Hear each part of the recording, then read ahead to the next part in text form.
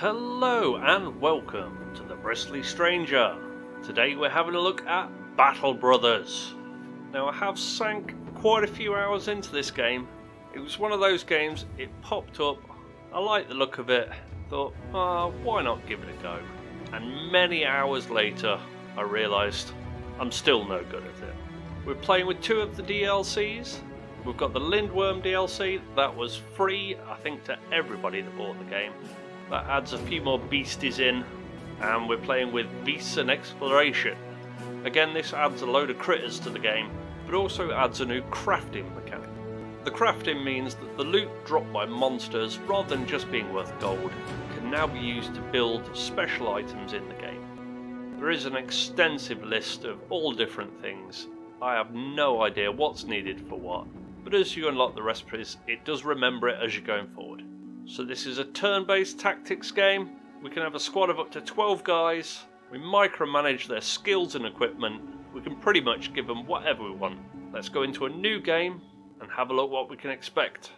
So here we are with a new campaign. We can call the company whatever we like. I've gone with Bristly Brothers. The flag, there are a choice of a few. Unfortunately no purple ones. I've gone with the Hogshead. Bristly Boars. That's a thing, right? Don't know what it looks like on the shield, I don't think I've had this one before. For late game crisis, I've gone for the Undead Scourge. This is the easiest of the three, supposedly. I mean, they're all pretty hard. I've gone for this one. Hopefully we can get this done before the new Warriors of the North DLC comes out, and then maybe I'll do a game of that as well. I don't know yet, we'll see how we get on. This game does take a while to play, so I don't know how far we're going to get through it. We may even get killed before we get anywhere near it. But our end game is going to either be the company is wiped out or we defeat the Undead Scourge. Once we do finish the late game crisis, it just automatically goes into another one if we want to. The map seed is just random. We can pretty much type whatever we want in there, and that will procedurally generate a random map for us. If you want to keep that map, either using it on your next game, or if anyone watching wants to try playing the same map, you just type that seed in, and as I understand it, it gives you exactly the same setup. The next screen is the difficulty levels. Economic is just how much money things cost. The higher it is, the more food or tools or whatever is going to cost you. And combat, like I say, I've played this game before, and even on beginner level, I find it hard. Starting funds, we're going to start high. We want to get our battle company going as soon as possible. High funds will obviously help that along the way. And we're not going to do Iron Man. I certainly don't like save scum in this game. I think it does auto save every time we go in and out of the village on Iron Man. It will just slow things down. So we'll leave it off for now. We are going to start with a battle, so let's have a look at that now. So the lovely thing about this game, as you go through, you get little clippets of story, mainly related to whatever quest or objective you're trying to complete. I'm not going to read them all, I'll just give you the gist. So our company's tracking down Hoggard the Weasel. He's a raider, he's been ambushing some people. We're trying to find him, we've been hired to do so. But while we're looking for him, he finds us and we are ambushed. The boss is dead, we take an arrow, and before we know it, we're in the middle of combat. Let's see if we can fight our way out. So here we go, this is the combat. This is all pretty much on rails until we get our first go. There's initiative at the bottom of the screen. We get a go now with our crossbowman. So it is turn based, and on each person's turn they have action points. That's the yellow bar just under their name at the bottom of the screen. The other bars represent head and body armour, which are like another form of hit points really. These are easier to repair than actual hit points, which is the red bar. The bar just underneath yellow will fill up blue as the game goes on. This is how tired you're getting. The higher your max fatigue, the more actions you can do before you become too tired. And the green bar is your morale. We start at steady. If for some reason it goes badly, we can become shaken at the start of battles, or like you can see, one of our enemy has got a little blue flag. That means he's feeling super brave. He's just killed a couple of people. One of the best things about this game If you look at the pawns, you can see exactly how they're equipped. So the one that's bobbing up and down, he's got a crossbow with quarrels. The guy with a flag has got a buckler and a hand axe. We've got a double-handed woodsman's axe. We've got spear and shield. There's a flail. And there's a big bow. I know for a fact, having played this game before, the dude with the bow is Hoggard. He's going to run away. We've got no chance of getting his bow or his armour. Attacks can damage the armour. There are special attacks with knives that can go straight to the hit points. If the armour is undamaged enough, we can harvest it at the end of the battle. But that's enough talking about it. Let's just go in and see if we can survive these guys. So our crossbow dude, he can take a shot. It takes hardly any. He's got 55% chance of hitting. The target's got a shield and he's at a bit of a distance, so he gets penalties for those. We take the shot. It hit the shield. We can reload. That's all of his action points. We've now got our axeman. We'll step in with him, but we're not going to attack. We'll hit space and wait. Then the spearman comes in. You'll notice that if I go to attack now, we've now got a much higher chance. It's 73%. It does mean we're getting a bonus for thrusting, which is a spear's bonus, and we're surrounding because we've got 2 on 1. But our target has got a shield. I'm going to ping him with the spear and then it'll move back to the axeman. We can take a swing with the axe as well. Unfortunately, neither worked. Our guy's chasing down the archer. He moved far enough to mean that he's not going to get an attack. There goes Hoggard though. Okay, because the crossbow's loaded, we can get a shot off. So we'll do so. Yeah, missed again. We'll go into inventory and see if this guy's got another weapon. He's got a knife. We can't reload the crossbow. We'll equip the knife. He's out of action points, but we can make melee attacks next round. What we're going to do is do the spear guy next. Spears are easier to use. It's a one-handed weapon. We can make 2 attacks a turn with one-handed weapons. So we're going to try and take this thug out with that. A couple of hits and even an injury. That little white flag means his morale is now wavering. He's got a pierced side. Let's try and finish him off with the axe. Oh, another miss. We'll just have to finish our turn. Let them have another swing. Oh, our archer's getting battered. This guy, again, he's hit our axeman. The archer can take a couple of pings. I'm going to try and avoid his armour and use the special attack to just damage the guy. Couple of misses. Okay, spearman. Finish the job. Yes. Axeman. Take a step. Big swing. Miss. Oh. I thought we were going to be dead on that one. Okay, we're going to wait and we're going to surround with the spearman. He's already gone, so he's not going to get another go. We can get a ping in. Yeah. He's now running, so he's not going to get another attack. Armour is okay. If we skip the axeman now, he's not going to get another go. But I kind of want that armour. We'll try and get it with the knife man. Using the special. Yes. Oh, not quite. We get a go. When the white flag of retreat comes up, you automatically go last. You will run away, giving anyone next to you a free attack. We'll skip through to the knife man and try and get this armour. It's still untouched. Get an attack. Ah, not enough to do 2 though. I think we'll just do a normal attack. He's going to run, and then we get all the attacks which will damage the armour. Yeah, that killed him off. On the victory screen, it shows us that the enemy was destroyed in 5 rounds. That's quite a lot, but we did have loads of misses. So it shows all 3 of our dudes and a brief report on how they did in the combat. So Kettleman the Merciless got 2 kills, he did 190 damage, he got 118 XP and took no damage himself. The other 2 didn't do quite so well. They do get some XP just for being in the battle, but you mainly get it from kills. Both of them took damage, so we are going to have to heal up, hopefully before the next battle. We'll have a look at what loot we got. So based on how much it is damaged, we get a percentage of getting some of the loot from the battle. On the left side is the stuff we've already got. We've got a bit of food and some bandages. and we have found on the battlefield some armour. It's not the best armour, but it's better than nothing, and a hand axe at 92%, which means it was hardly used. Both of these things aren't that good, but obviously we've got virtually nothing. After the battle, our 3 companions give us a little bit of chat. They've made us captain because the old captain's dead. We're injured, so maybe we can't fight, but they're going to do the fighting for us. That's what a mercenary company is all about. We've killed Hoggard's men, so we need to go and collect the reward from Berkenstrand, and we'll see what happens when we get there. This is the main map screen. We spend most of the time either on this or the battle screen. In the centre at the top, we can see what day we're on. We're on day 1 obviously, and it is dawn. There is a pause option, a play at normal speed and a double speed. This obviously helps when you're moving long distances or you need to assess certain things and need the time to decide what to do. On the left hand side at the top, it shows our 5 main resources.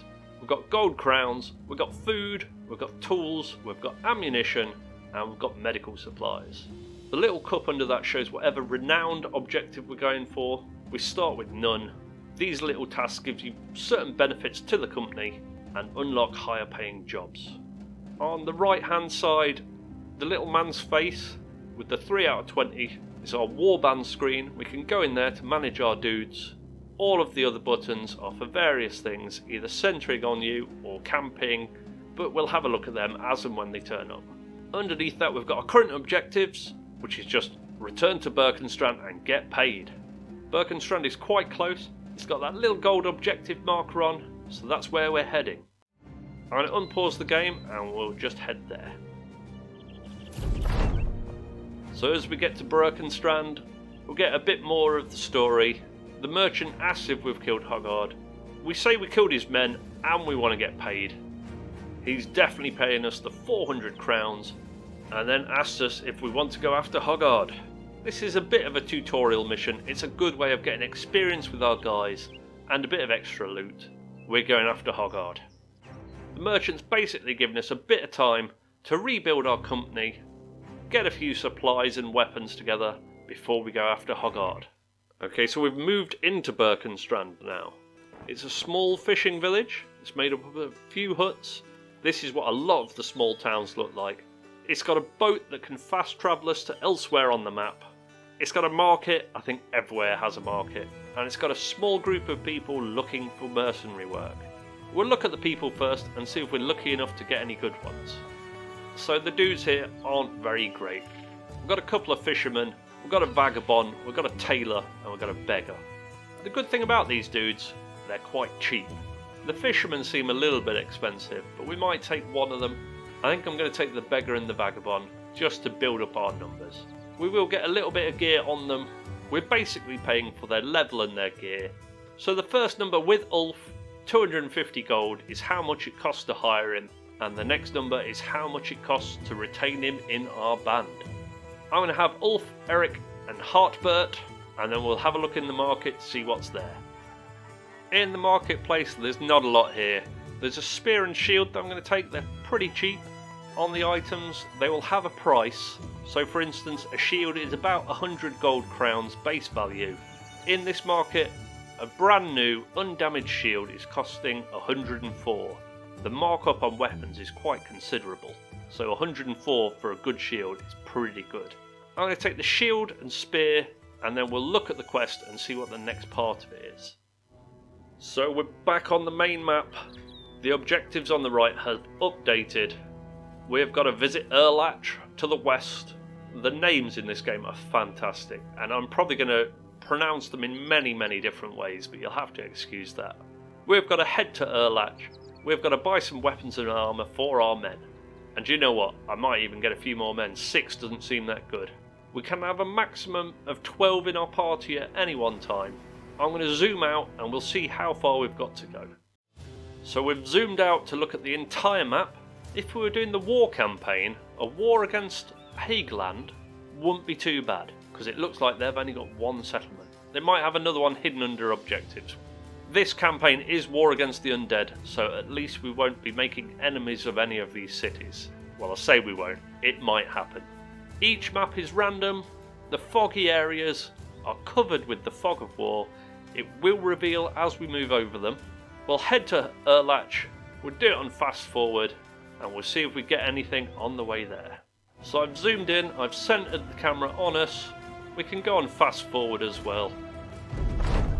We get a bit more advice from our dudes. We still haven't re-equipped anyone yet, but we'll have a look after the town.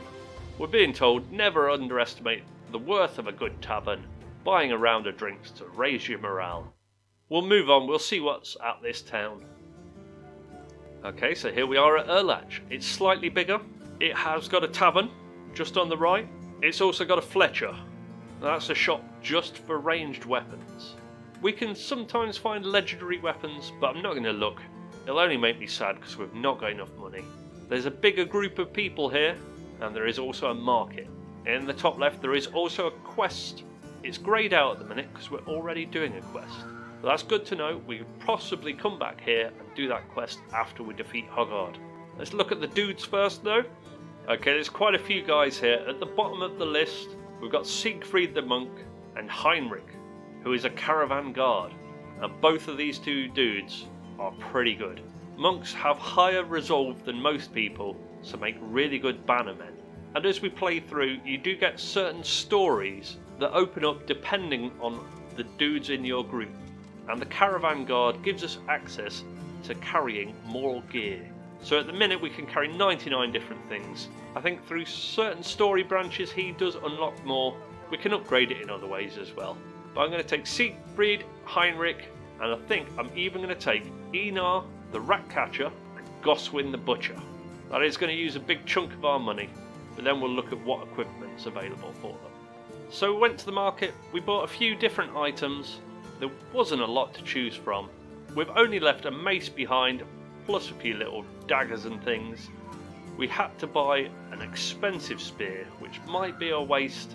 Each guy is randomly generated to have different skills. At the minute we're on Harper. I put the tagline frontline underneath because he's going to be one of our frontline warriors. On his stats he's got 2 stars on both melee attack and melee defense, which means he's going to be a pretty good fighter once we've leveled him up a bit. He's wearing a butcher's apron.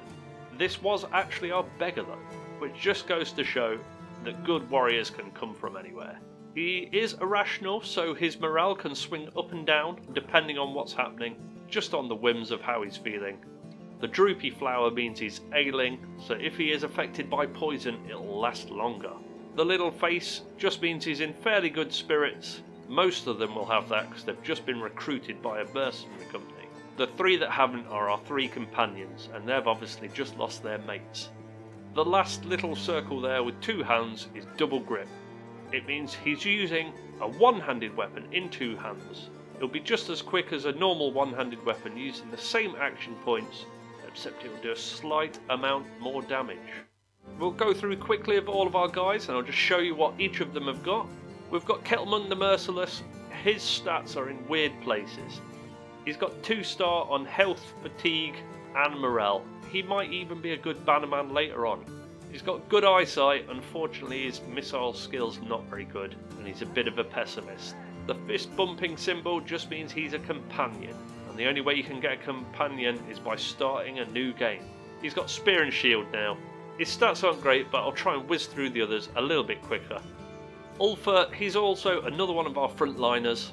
He's got the hand axe and shield. He's also got a knife. We've got a few knives just because we've run out of weapons really. He's got good frontline stats. He also might make a good bannerman. He's got fairly good morale. Heinrich, our caravan guard, is fearless. That gives him bonuses to his resolve. He's up to 50. He's got stars in weird places as well. Initiative, melee defense and range defense. That's not that good really. He's got fairly good melee skill. He'll be a good frontliner for now. He's also got spear and shield and a knife. Here's Goswin, our butcher. He's got weird stats as well. He's got fairly good melee though, so he'll do for now. He's also got the Iron Jaw perk. This will mean critical injuries are less likely to occur to him. He's got our big 2-handed axe. I don't really like this weapon, but like I say, we've not got much to choose from. We've got Einar the rat catcher. He's our second guy called Einar, but we'll know which one he is because I put Pike in. Pike's there just to remind me he's not bad at melee, he's not bad at shooting, Well, he is bad at shooting, but he's got a star there, so it might build up. He's fragile, so he's got less hit points. He's got the survivor perk though, so he might not die even if he is reduced to 0 hit points in combat, which is likely because he's only got 36. We got C3 the monk. He's not a bad frontliner, he's got a good melee attack. That's about all he's got going for him. He's got a good resolve. I was hoping to get stars in that and have him as our bannerman. But for now he's got a spear. It was super expensive, does quite a bit of damage, and it can reach over and attack enemies 1 tile away. This is good for getting the surround, because obviously you can have a frontline guy there and the spear reaching round. We've got Enar, the first. I've labelled him as an archer. He's not that good. The crossbow does give him bonus to shooting. I prefer the bows. He's got the ranged attack and ranged defence, which is good for archers. He's also got initiative, which we don't really care about, to be honest. It is good for an archer to have high initiative so he can pick off the enemy before they get you. But at the early stage of the game, archery's a bit more luck than judgment. He's got iron jaw, so he's less likely to take injury, and he's also strong, which gives him more fatigue. We've got Eric, the front line. That's our vagabond. He hates green stings, so he gets a bonus at fighting them. His stats aren't very good. He's got melee defense. He has got a star in resolve, but it starts so low that it's probably not worth bothering with. I've labelled him as frontline. He's in the back with a dagger for now. We'll soon get some more gear, I wouldn't worry about it. And lastly we've got Ulf, our fisherman. He's cocky, which gives him bonuses and negatives. That's why his melee defense and range defense are on minus before we start. But he's also determined, so he's less likely to break. His stars are in fairly good positions, and in fact Ulf might be a good bannerman. He's got good melee, he's got good resolve. We'll have to keep an eye on him. At this early stage of the game, we're probably going to take a lot of deaths though. I think we got fairly lucky with our stars, to be honest. There's no one labelled meat shield yet. They're going to be there to take the hits instead of other people. But again, we didn't get many pikes or archers. Now we're equipped up, let's go and find Hoggard and try and take him out. So we have got to walk back to Berkenstrand, but that's okay, that's just part of the objective. When we get there, we'll get our new objective to get Hoggard. And there we go, the merchant's managed to track down the information. He's hiding in a small hut northwest of here. Let's go and get him. So the map has auto-updated, our objectives have updated. We've got travel to Hoggard's refuge northwest, kill Hoggard the weasel, get some money. As we're getting there, dusk is falling, so that will affect our archers. Because we've initiated the combat, we have got the option to fall back or engage. We're not entirely sure how many are there. There's a few thugs and a brigand poacher. That's probably 4 or 5. We're outnumbering them. We're going to engage. We're also going to be of a mind to try and save as much weaponage or armour from our foes and try and minimise the damage we're taking ourselves. So it's 10 on 4. They have got an archer, but I'm going to hang back and let them come to us. We'll just skip through, even with our archer, let them get closer, and then we'll react to see what they do. So there's Hoggard at the back. There's their archer. We are going to wait for their other dudes. Hopefully they don't all... No, they are all pulling back. Now one of them stepped up. Being on higher ground will give him a bonus against us. I think we're going to rush forward now with everyone. We've probably got the initiative on him as well, so actually we will engage with all of our dudes, well, as many as we can anyway. The knife man also moving up. We'll get as close as we can with everyone. We can even get a shot off maybe. We'll move up to here. Firing a crossbow doesn't take many action points, so we can actually do that, and we've got a fair chance of hitting their archer. Not today though. We'll just move up with the rest of them. There's our mace guy, you can get him in as well. And the big axe. And our caravan guard. He's gone into shield wall. That's fine, you can keep that. Get our spearman in. We've now got at least 3 attacks on him next turn. Can't quite get him any further forward. Let's end turn and see what they do. They have held. Yeah, they got an attack. I didn't notice that. He had got a pickaxe as well, which can destroy our weapons and armour. This knife guy, I think we're going to try and surround him, take a stabby attack through the armour. Yeah, he didn't like that. This guy, we're going to wait. Their archer's going after him, but then we're going to get some attacks off. Their archer's running away and hits our shield. We got lucky, I think. Let's move him in and have a stab as well. Oh, this guy's not having a good day. He's got a pierced leg muscle and an injured shoulder, and he's also nearly breaking. If we're lucky, we can surround him so he's got nowhere to run. Let's reload. This guy's hiding behind the bush, and he's got his shield up. Let's just wait for now. Our other dagger man, if he comes in, he's not going to be able to attack. Yeah, alright. Let's move him in anyway. This guy's now broken. He's not going to get any attacks on us. Our spearman. Yeah, let's move him in to engage this guy. He can't attack now. That's unfortunate. Our butcher. We could try and stun him, or we could just run past, which we're going to do. The big axe guy, he's going to come in. I think this guy's going to just get locked to pieces. We're not going to be able to save his stuff. This spear guy, do we want him to run away? You know what? I don't care if he tries. Let's move past. We'll think about engaging Hoggard. Do we want to do it now? Yeah, why not? Why not? I'll tell you why not. Because he'll be on his own. Yeah, let's leave him for now. Our spear guy. Let's move him up. Oh, I kind of wish I'd engaged now. Never mind. Let's leave him there. That'll do. That'll do. So the pickaxe gets a couple of swings. It did hurt us a little bit. Kind of wish I'd locked Hoggard down, but we can do it with this dude instead. Can't get an attack, unfortunately. Our crossbow. We can get a shot. 37 on Hoggard. Do I want to save his armour? I kind of do, but we're probably not going to be able to. Let's just whack him on the shield. This guy legs it. He doesn't manage to disengage, but not far enough. Your end go. You. I'll take a step back in the other direction. Kind of want to chase that guy down. We haven't got enough for a spear poke. Oh, let's just leave him. Next round, we can take a dagger attack on him. And we're gonna, because he's virtually undamaged. Yes. Took him out. Let's move him in ready. The knifers surround. Ready to take out Hoggard. Only because we're greedy for his armour. We'll leave him there for now. This knife guy, oh, we're going to have to damage his armour.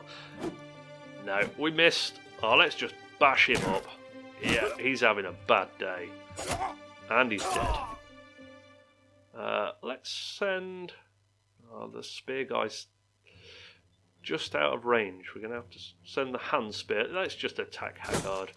I only get one attack. It's a two-handed weapon. I forgot. The archer's legging it. And shooting. Caravan guards. Wow. Hoggard just whacked us real bad. Can we get an unobstructed attack? Yeah, he's got a shield wall up. Let's do something about that. We'll use the split shield. I'll send you up after that guy. I think he's going to escape. Can we get there? No. In that case, forget it. We'll just come in. We'll concentrate on Hoggard. We have got the dagger. We'll equip that. We can't attack now. The last guy, he's out as well. Okay. Oh, we would have been able to get that archer. Damn it. Oh well. 9%. He's got his shield up. We're going to wait. Same with you. Move in and wait. We could net him. Oh, we've got the archer. We can't take a swing. Damn it. Let's just leave him for now. The spear guy. We'll wait. We'll try and wait till this shield's gone. Same with him. Let's send you after the archer. We're not going to get there. You. Let's have another surround. You can't attack. Yep, let's come back. Try and surround Hoggard, break his morale. The last knifeman, you can come up in that direction. And you can try and split that shield. There it goes. Now, you have got an injury. I wonder if he's got a knife. He has. I'm going to equip the knife. I'm going to try and save this armour. Ow! He's got a knife and stabbed us good. And one of our guys is down. Oh dear. Okay, let's just knife this guy up. We'll try and get his armour.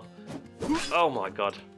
He is retorting with his sword and he's took down another guy. He's definitely dead. He's lost his head. Poke with a spear. Nothing. It's all going a bit pear-shaped now. Reload. He can have a crossbow bolt. The axe guy, come on. Ah, nothing. Okay, you can get in now. Give him a good smack. Nothing again. Oh, it's all going wrong. Oh, he is spreading his attacks though. I think that would have probably killed the other guy. Kettlemund, has he got a knife? No, he hasn't. We'll go back to poke him with a spear. Couple of attacks. We are damaging that precious armour. Let's get him in. He can't get an attack. He's probably going to die to that sword. He's got a dagger though. He's near death. We could take him out. We have. Excellent. Just the archer left. No one near him has got any actions left. We'll run everyone over there though. There is a chance that we might be able to take him before he kills anyone. Our spear is too far away. Our axe, come on. Yes! Locked his head off. So we got to the end. We got a few light injuries and a couple of more heavy injuries. The injuries in the circle take a few days to heal up. But the two guys greyed out Ulf the fisherman. He was a possible bannerman. He's dead. Enar the second, our possible pikeman.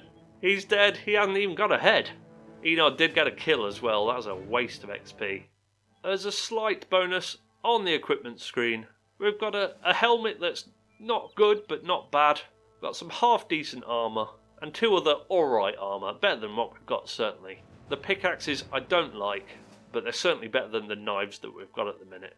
We've got a bow, but we've got no arrows to go with it. And we've got salt, which is going to be worth a lot of money if we can sell it. I think that's a fairly good place to leave it for now though. It's run on a little bit more than I wanted it to. We'll come back next time to get our reward. We'll equip up and we'll see what the next quest is. So for now, I've been the Bristly Stranger. Thanks for watching and goodbye.